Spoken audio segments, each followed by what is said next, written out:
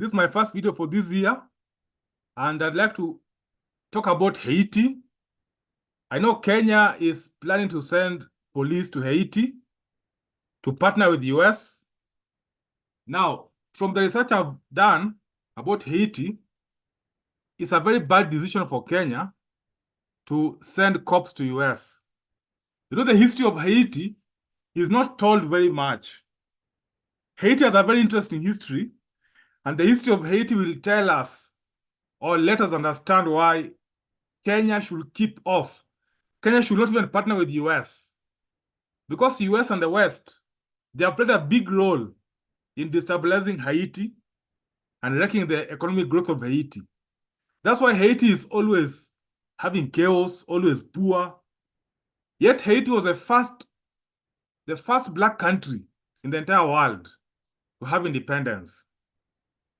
So let's look at the history of Haiti to know why Kenya should keep off partnering with the US or even the West in sending cops or army to Haiti. Why Kenya or even African countries should keep off. So let's look at the history of Haiti. So Haiti was previously known as Saint Domingue. It was a French and Spanish slave colony that was producing sugarcane, coffee, and cotton. So in 1791, there was a very big slave rebellion in Haiti. This slave rebellion in 1791, at that time, America were having slaves. It was the height of slave trade in America and even Europe. So at that time, the slave revolt in Haiti was a very remarkable piece of history, because this slave revolt in Haiti, it gave American slaves that sense of consciousness that indeed they can break off the chains of slavery. So Haitian slave revolt is what actually maybe motivated slave rebellions in America, Brazil, elsewhere. That was 1791. So most of these slaves in Haiti, they came from Africa. And that Haiti slave colony was owned by French and Spanish. So when the slaves revolted, the leader of that slave revolt was a man called André Rigaud. He was the leader of Haitian slave revolution. In that revolt, the French were defeated. The French, where the slave masters, were defeated. And so that André Rigaud is even today recognized as the father of Haiti, because he led that slave rebellion. And then the French tried to fight, but the French were defeated by that army of those slaves. And then 1802, another leader in Haiti called Toussaint Louverture declared independence. Louverture is here on the right. He declared independence, but that was a bit premature, because Napoleon was the French emperor at that time.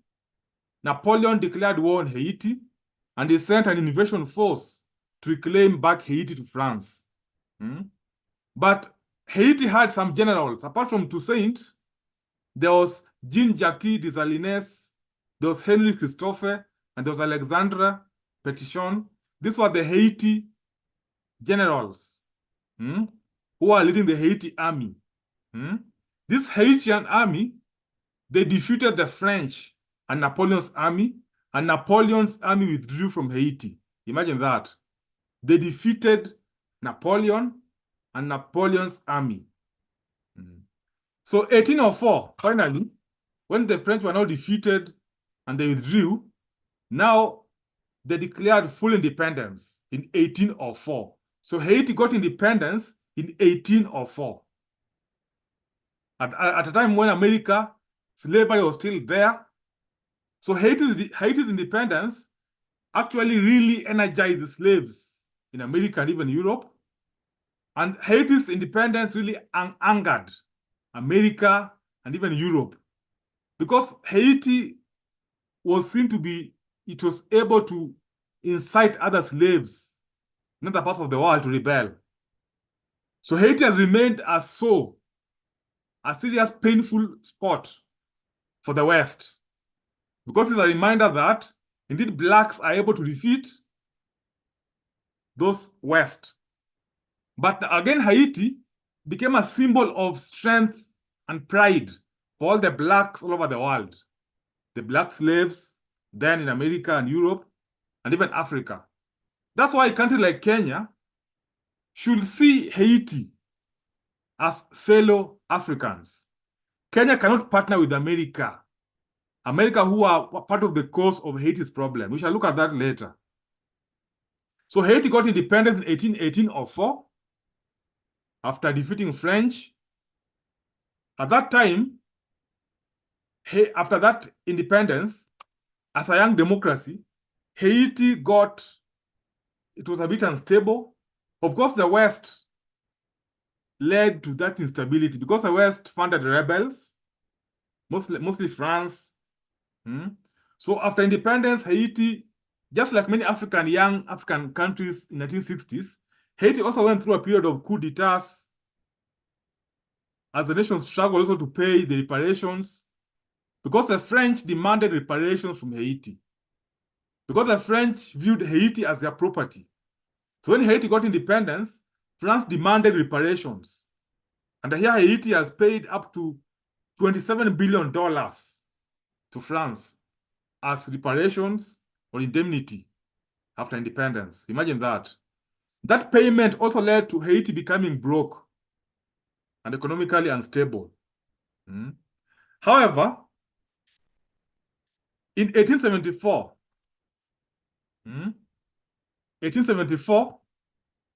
Haiti made some progress. So they made a point or effort to recover from all this pain of paying debts and even the coups. There was a president, a good president, in 1874, who was called Michel Domingue. Here he is. Michel Domingue was a reformer. He introduced a good constitution in Haiti, which was workable. This constitution led to peace, stability, and progress. Industries were built, and in fact, Haiti became a model of economic growth in South America and Caribbean. So Haiti was actually the leading in economic growth, stability in South America and Caribbean. So Haiti's history has not always been of poverty and backward. No. For a long time, they were the model of stability and economic growth from 1874 to 1911. Now we want to see how America entered Haiti and caused more chaos. So 1911, there was a coup in Haiti that overthrew the government, and now chaos resumed again. Instability resumed again. Now, in the US, there was a bank there, I think it's even there today, called the National City Bank of New York. Here it is. A very big bank. In 1909, that bank president, the president of that bank, called Frank Vanderlip, made plans to take over Haiti's finances as part of the bank's international expansion. So this bank, they saw Haiti as a young country that they can go and take over. That was the National City Bank of New York. So this bank bought stock in Haiti's national railways. This railways was very important because it had a monopoly in importing goods to Haiti. This bank, the National City Bank of New York, was also able to take over control of Haiti's finance. So this bank bought shares in Haiti's National Bank, the biggest bank in Haiti, the biggest commercial bank in Haiti. So this New York bank, they had plans to take over and control all Haiti's finances.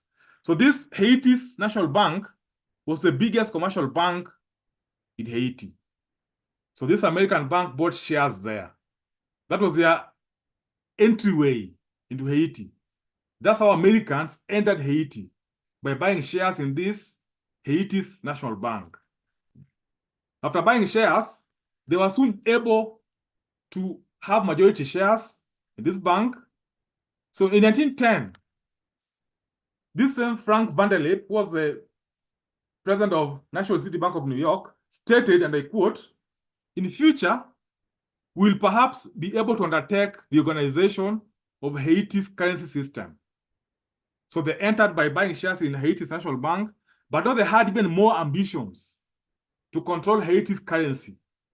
In 1911, the US State Department, together with some US investors, led by National City Bank of New York, they now acquired stakes, a lot of stake in this Bank of Haiti, National Bank of Haiti. After buying those major stakes, they were now able to control money supply in Haiti. And at times, they were now able to withhold finances or payments to Haiti's government. That means that by withholding finance, Haiti government was unable to pay workers. And that led to more instability. We find that by acquiring shares in this major bank in Haiti, they were able to restrict money supply, and that led to government being broke, unable to meet expenses. So that was one of the effects of Americans buying shares in this bank. So there was so much chaos. In 1914, this bank again desired that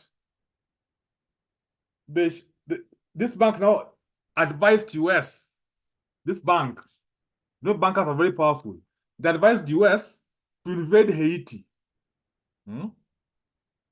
They told the US government to invade Haiti because Haiti can only be stable if it has a stronger outside power controlling it. Remember, these American bankers were able to buy most of the shares in Haiti's National Bank, and therefore they were able to control money supply, to deny the government money. As a result, the government became broke. They were unable to pay workers, military, police, and that led to instability. When the instability arose, these same bankers now, they told the US government, their government at home, that why can't the US government now take over Haiti to control this instability? The instability that they're the ones who caused this instability. But now they want American government to come and take over. This plan became known as the Farnham Plan.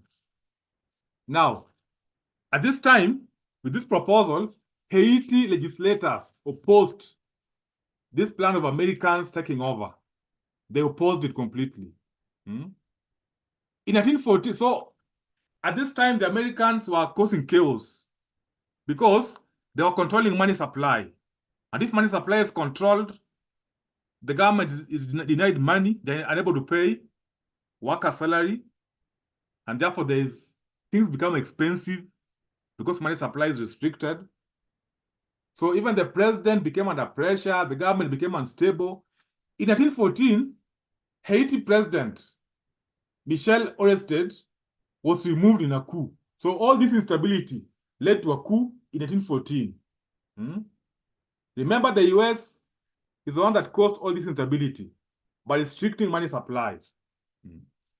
So after this coup, the US sent their ship, the USS Montana, with Marines to go to Haiti to protect US interests. This was followed by entry also of French and British troops. So then US bankers called for the Caesar takeover of Haiti's National Bank due to fears that Haiti will default on their debt payments. So because of this fear,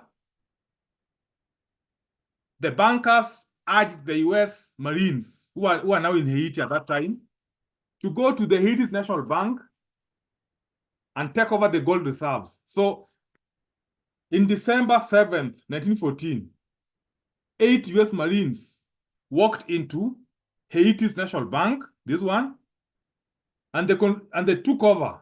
They took, or they stole, $500,000 worth of gold reserves. These gold reserves were packed in wooden boxes by these Marines, and then they were taken to the ship. There was a ship at the port there. This ship was called USS Marshall, and this ship took this gold back to New York. That's what we call daylight robbery. That's how they stole gold reserve from Haiti's bank. So you know when gold reserves are stolen from your country, it leads to more economic problems. The country becomes even more broke. That's what happened to Haiti in 1914. Gold reserves were stolen by the US Marines. Yeah. So the country became even much more unstable, such that in 1915 now, July 28th, 1915, now 300 American Marines landed at Port-au-Prince. So now America now made a full invasion. America invaded.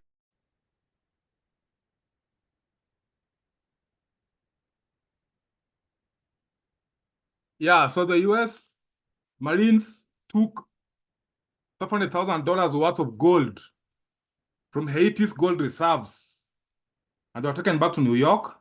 That led to even more economic problems in Haiti, and there was even more instability and even chaos. Now, this was followed by now US fully invading Haiti. So in July 28th, 1915, the then US President Woodrow Wilson allowed over 300 US Marines to enter Haiti. So 330 US Marines landed at Port-au-Prince, Haiti's capital at that time.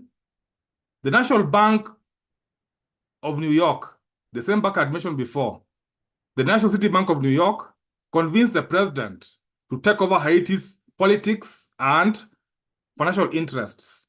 So US now came to fully take over the country, 1915. So this invasion took place after years of socioeconomic instability, which led to the lynching of the then Haiti's president. So there was so much chaos. There was so much chaos. And I believe even the stealing of the gold reserves led even to more economic problems. So even the Haiti's president at that time, a guy called Wildran Sam. Yeah, he is, Wildran Sam.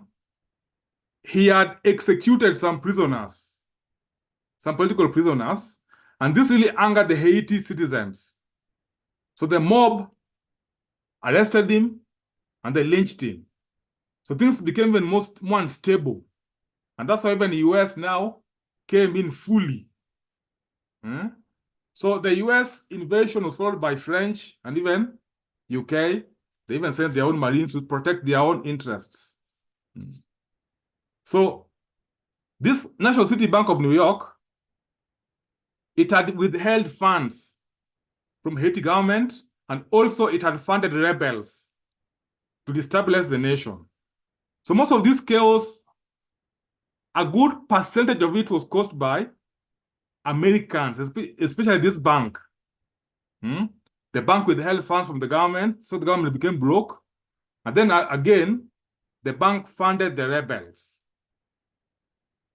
So maybe all this invasion was a long-term plan of this bank. And then this bank convinced the president, Woodrow Wilson, to now invade the country and take over. So after the invasion, the US actually began to rule. Of course, we had some political presidents who were just puppets, but the real power was held by US, the US military. They ordered a martial law in Haiti, martial law with the Marines ruling, together with the Haiti's militia, which they formed.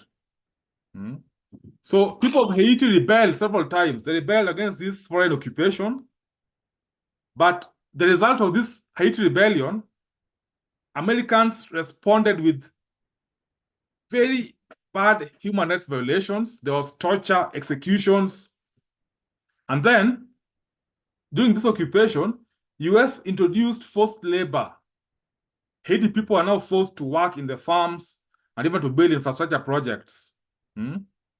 This was forced labor, just like slavery they had before. And even this forced labor led to so many deaths of Haiti people, and poverty increased so much. Hmm? So Haiti citizens had so much poverty, but American personnel lived a life of luxury because they were well compensated. Now, this occupation of America was from 1915 up to 1934. So all those years, America was ruling over Haiti.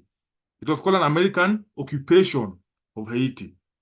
That's why Haiti people have a serious resentment towards America.